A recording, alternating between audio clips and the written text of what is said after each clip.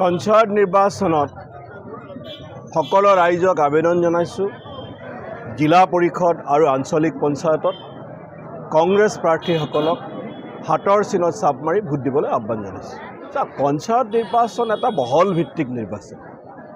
জিলা পৰিষদ প্ৰতিটো জিলা পৰিষদৰ ইছ্যু বেলেগ বেলেগ হ'ব, প্ৰতিটো পঞ্চায়তৰ ইছ্যু বেলেগ বেলেগ হ'ব। পেহেলগামৰ যি ঘটনা, আমি সন্ত্ৰাসবাদী আক্ৰমণক তীব্ৰ ভাষাৰে গৰিহণা দিছোঁ।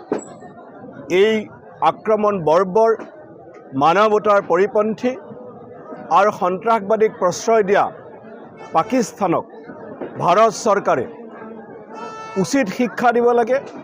আৰু মই ভাবোঁ যে এইটো উপযুক্ত সময়। আমাৰ যি পাক অধিকৃত কাশ্মীৰ আছে পোক, সেই পাক অধিকৃত কাশ্মীৰক দখল কৰি লোৱাৰ এইটোৱে উপযুক্ত সময়। দেশৰ হয় আমাৰ চৰকাৰৰ বিৰুদ্ধে বহু কথাই থাকিব পাৰে, সেইবোৰ নৰ্মেল সময়ত হ'ব। এতিয়া দেশৰ এই সংকটৰ সময়ত সকলো চৰকাৰৰ লগত আছে আৰু পাকিস্তান বিৰোধী অভিযানত সকলো চৰকাৰৰ লগত অভিযানত আছে। কিন্তু একে সময়তে চৰকাৰক প্ৰশ্ন কৰাটো কেতিয়াও দেশদ্ৰোহ হ'ব নোৱাৰে। চৰকাৰক প্ৰশ্ন ৰাইজে কৰিব, বিৰোধী লোকসকলে কৰিব।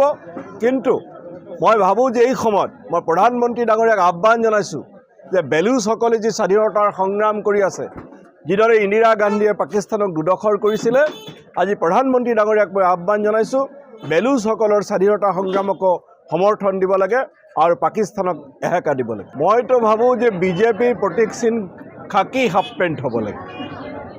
বিজেপিৰ প্ৰতীক চিহ্ন খাকী হাফ পেণ্ট হ'ব লাগে। কাৰণ RSSৰ লোকসকলে খাকী হাফ পেণ্ট লৈ দেশত ঘৃণা বিয়পাবলৈ তেওঁলোকে অহৰ্নিশে কাম কৰে।